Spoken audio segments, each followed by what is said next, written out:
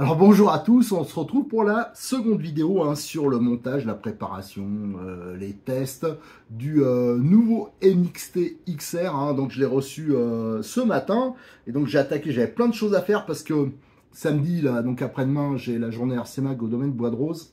Et j'ai un peu laissé tomber, j'irai en version light parce qu'il y a vraiment cette voiture, je veux essayer d'avancer parce que ce week-end je serai un peu bloqué avec les photos du week-end, tout ça. Enfin, à chaque fois c'est pas mal, je reviens avec pas mal de contenu de ces journées RC Mag. Donc il faut vraiment que j'attaque fort d'entrée, enfin fort. Faut que j'y aille quoi, donc cette nuit ça va être quasiment nuit blanche, je sens bien. En plus madame est partie une semaine, donc je suis tranquille, il n'y a personne qui va venir me voir dans mon grenier pour me dire eh oh, au lieu de traîner dans ton garage jusqu'à pas d'heure, là je suis peinard, à part le chat peut-être qui viendra m'embêter. Mais donc je vais y aller, je vais surtout faire des photos cette nuit, parce que le plus long c'est ça. Avant d'attaquer le montage, il faut que je fasse tout en photo parce que sur le sujet que je mettrai après sur RC Mag, les photos c'est important parce que c'est ça qui reste et ça permet de donner des indications, de faire des explications. Voilà. Alors, dans la première vidéo, on a fait donc la présentation de la boîte, on a découvert pas mal de choses. Je vous invite à regarder bien sûr les vidéos dans l'ordre et aussi de vous abonner à notre chaîne, liker et de partager ces vidéos. Sur cette seconde, j'étais un peu enthousiaste, j'ai dit ouais, on va attaquer le montage. Je pense qu'il faut y aller mollo parce que je vais en monter qu'un XR, je vais pas en monter un tous les 4 matins. Et je crois qu'il faut en comparer, faut en profiter pour voir ce qui est compatible, ce qui a changé, tout ça, et de voir vraiment en détail. Si je monte direct comme ça, je crois, alors moi je suis pressé, c'est ce que j'ai envie de faire, mais je pense que ce sera utile si vraiment on essaye d'approfondir certains points au niveau des amortisseurs, des diffs, support d'aileron, enfin l'aileron qui a changé, la carrosserie, tout ça, pour tous ceux qui ont le châssis, surtout les cellules, tous ceux qui ont un RTR. Moi je pense qu'il y en a plein qui se disent, mais est-ce que les pièces du XR, je peux les monter sur mon RTR. Et c'est pour ça que ça me semble vraiment important de comparer toutes les pièces parce que qu'il n'y ait pas des achats inutiles, style dès que les cales du XR vont sortir, le gars qui achète des cales pour mettre alu sur pour son RTR et qui va s'apercevoir que peut-être ça monte pas. Pareil pour les supports d'amortisseurs, pareil pour les amortisseurs en même. Je rappelle, c'est pas les mêmes entre le RTR et le XR ou anciennement le RR. Donc tout ça, je pense qu'il faut qu'on le revoie en revue. On va voir aussi en revue comment on va regarder, comment je m'organise. Ça peut peut-être inspirer certains parce que j'ai vu des fois des montages, des copains, alors je dirais pas des noms, j'ai le nom des meneurs, mais un bordel, des vis partout sur la table, alors ils mettaient pas les bonnes, tout ça, enfin un carnage. Moi j'aime bien m'organiser. Disons que je suis un méga bordélique, mais qui aime bien l'ordre. C'est un peu complexe comme truc, ça veut dire que j'ai tout tendance à mettre dans des... Moi, je suis le roi de la boîte, Je mets tout dans des petites boîtes, tout ça, mais alors par contre, 5 minutes après, il y en a partout. Et donc voilà, il faut vraiment que je me canalise et que je m'organise. C'est pour ça que vous allez voir, j'ai commencé à trier ça. C'est long à faire. Alors, je sais qu'on est souvent pressé de monter, mais il faut être vraiment ordonné. Je pense aussi que c'est le type de voiture, ce sera le premier montage d'un kit pour certains. Par exemple, je pense à tous ceux qui achètent, et ils sont nombreux, les versions RTR et qui se disent « j'aimerais bien passer en montée en gamme ». Parce que de toute façon, il est tout à fait possible de réutiliser l'électronique du RTR et de le monter sur cette voiture. D'ailleurs, c'est ce que je vais faire. Donc, le gars, il a eu que un RTR et il va se retrouver avec une version en kit. Donc, c'est pour ça que je vais, pareil, détailler. On va parler outillage, on va parler les graisses, toutes ces choses-là. Allez, la première chose que je voulais vous montrer, c'est comment je me suis un peu organisé au niveau du rangement des sachets. Et ça permet en plus pour moi, ça va me permettre de faire toutes les photos cette nuit, je crois que je vais faire ça. Et surtout de voir toutes les nouvelles pièces d'un coup et de les comparer aux anciennes pièces du RR et aussi aux versions RTR. Voilà, donc je parle par exemple, tiens, je vais vous donner un exemple, les supports d'amortisseurs. ce qui a évolué, tout ce qui est cale aussi. Voilà, tout ça, on va le voir. Allez, on regarde tout de suite. J'ai mis les petites boîtes là-bas, on va les voir. Alors ça a été un peu de boulot, mais j'ai tout mis dans des boîtes comme ça, avec les numéros, et j'ai tout classé dans l'ordre. Donc ça va m'aider pour le montage, pour mes photos, hein, parce que tout à l'heure, je vais tout me taper en photo. Et aussi pour le montage, hein, c'est beaucoup plus pratique. Moi, je vous conseille de faire ça. Le seul souci, c'est que pour ça, il faut soit avoir quelqu'un dans la maison qui est gros ou sacrifier, parce que là, ça fait beaucoup de boîtes de glace que je me suis empiffré. Et ça, pareil, Mana, elle ne comprend pas le sens du sacrifice que j'ai. Hein. Je me suis forcé à bouffer toutes ces glaces, toutes ces saloperies, pour avoir mes petites boîtes. Alors, vous voyez, j'ai tout trié. Hein.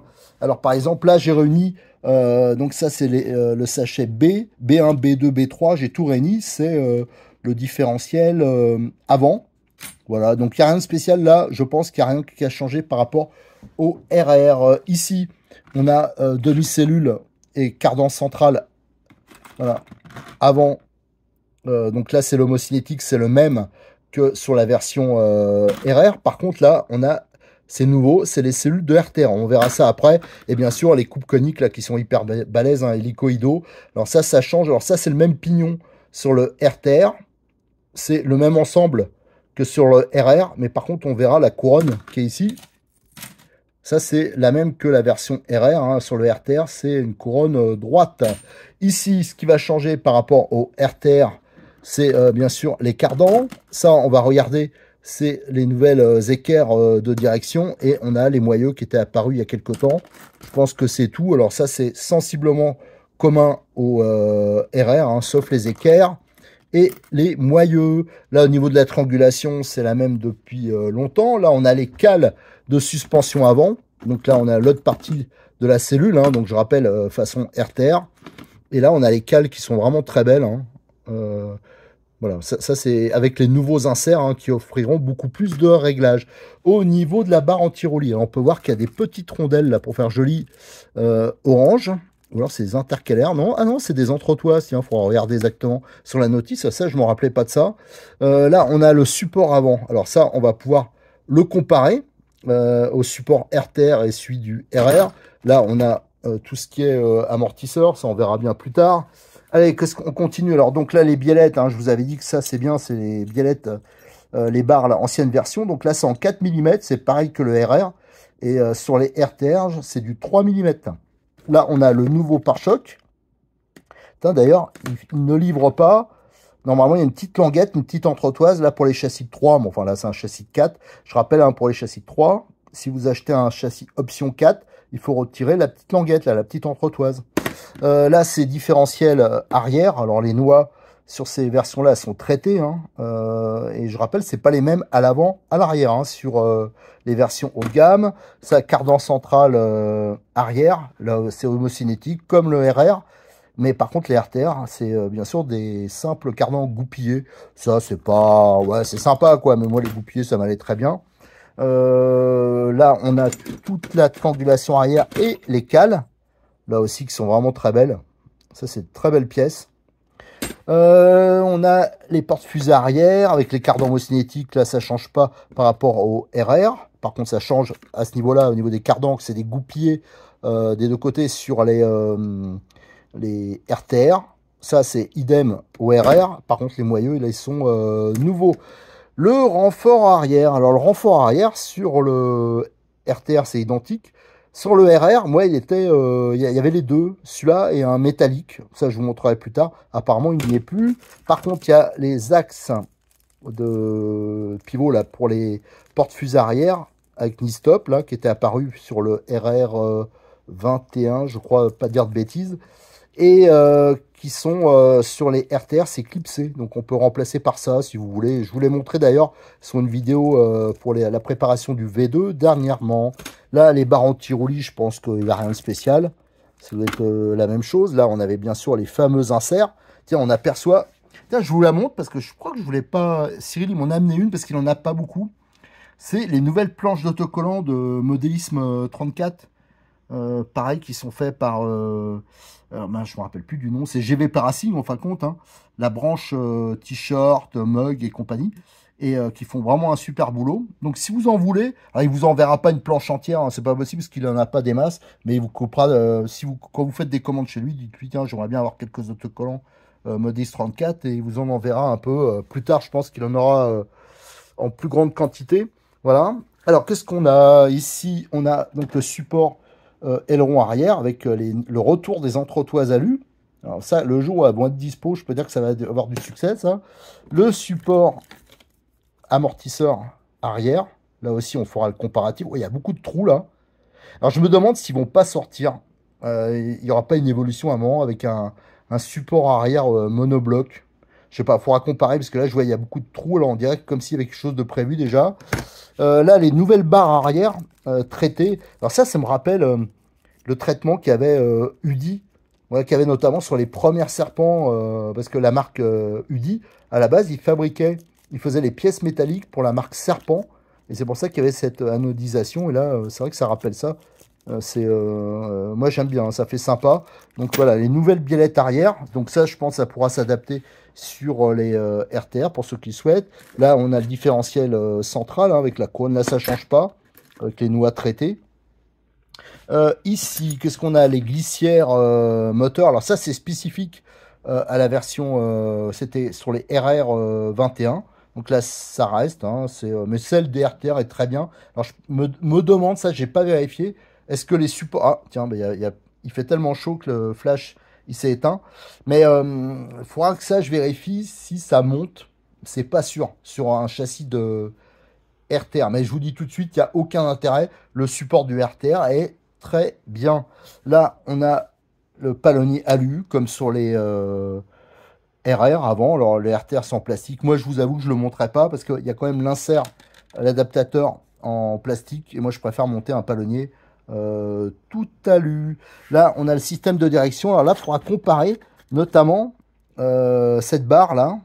La couleur a changé, on verra si c'est la même chose qu'avant au niveau géométrie. Et on voit que tout est passé en orange. Voilà, ça, il y a eu un changement de couleur. Il faudra voir si le ressort c'est les mêmes. Voilà, il faudra faire un peu de comparatif. Qu'est-ce qu'on a là? On a la cale, on a le renfort avant en plastique, ça n'a pas changé. Et là, on a la platine de sauve-cerveau. Et maintenant, qui est en deux parties avec cette pièce rapportée. Et donc avec les inserts de réglage là qui ont une section un peu rectangulaire. Voilà, donc ça c'est une nouvelle pièce, pareil, c'est gravé, fabriqué en France. Ici, alors là, on a les écrous de roue borgne, ça c'est indispensable sur les RTR, ça faut absolument le mettre. Ici, on a la toute nouvelle boîte radio avec le support de cerveau. Ça, il y aura. Ça, c'est vraiment aussi une grosse évolution qu'il y a eu. Ici, alors, d'ailleurs, je l'ai enlevé. On a la platine hein, pour. On va le comparer d'ailleurs à celui du RTR pour la batterie. Et des sangles. Maintenant, c'est des sangles renforcées. Les tout derniers modèles de sangles de chez Obitech avec, regardez, l'anneau qui est en métal. Alors ça, c'est pas mal. Et je vois que maintenant, ils font dans l'imprimante 3D. Et franchement, la pièce est pas mal. Alors j'avoue que j'y connais rien, ça faut vraiment que je me lance là-dedans. Mais là, on dirait que ça a été incrusté dedans, le blanc, là. Voilà, le XR. Donc c'est un peu de la gueule quand même. Où on voit que c'est une imprimante 3D, c'est un peu cette partie-là. Parce que là, c'est parfaitement lisse. Et là, ça l'est quand même beaucoup moins. Mais en dessous, c'est vraiment nickel. Et il y a cette petite pièce. Alors là, il y a du double face, des trucs comme ça. Il y a cette pièce là qui est sympa, pareil avec le XR qui est intégré dedans. Alors je sais, ça je serais curieux hein, si Stéphane pouvait nous dire comment ils ont fait ça. Si c'est juste une peinture ou si c'est vraiment incrusté à la fabrication. Et ça, je crois que ça vient se mettre comme ça. Regardez, la petite pièce, ça vient, c'est le taquet pour la batterie. Alors ça, je trouve ça super bien fait. Regarde, ça monte impeccable et ça a de la gueule, quoi. C'est pas juste un petit taquet à la con, là, une petite équerre. Parce que souvent, c'est ça, hein, sur ce genre de montage. Voilà, je vous ai fait un petit passage sur mes boîtes. On va aller voir le reste. Alors, avant d'aller voir, je vais mettre mon téléphone au congélateur, hein, parce qu'il fait chaud et j'ai plus de lumière. Allez, je vais rentrer plus dans les détails au niveau des comparaisons. C'est pour ça que j'ai mis des châssis en dessous, différents types de carrosserie. Et les ailerons, j'ai mis la balance aussi. Hein. On va peser des pièces, on va comparer aussi à ce niveau-là. Donc les ailerons, ça c'est le nouvel aileron qui est livré avec la voiture, donc qui est beaucoup plus moderne avec la petite réglette amovible là qu'on peut démonter. Vous voyez, disons que c'est un aileron qui doit être quand même plus efficace. Voilà. On va le peser, on va regarder combien il pèse. Il fait 65 grammes. Et je vais prendre l'aileron qu'on a toujours d'ailleurs sur les RTR. Là, par exemple, c'est un de ceux des Evo 2. Ça, c'est les Extreme. Et ça, c'était la version Nitro. C'est le même. Hein. Et ça, c'est une version nue, à poil. Donc, comme il n'y a pas les autocollants et pas les trous, on peut comparer à cet aileron-là, au nouveau. Et là, on a 50 grammes. Il y a quand même 15 grammes de moins, ce qui est normal parce que celui-là, il est ultra simple.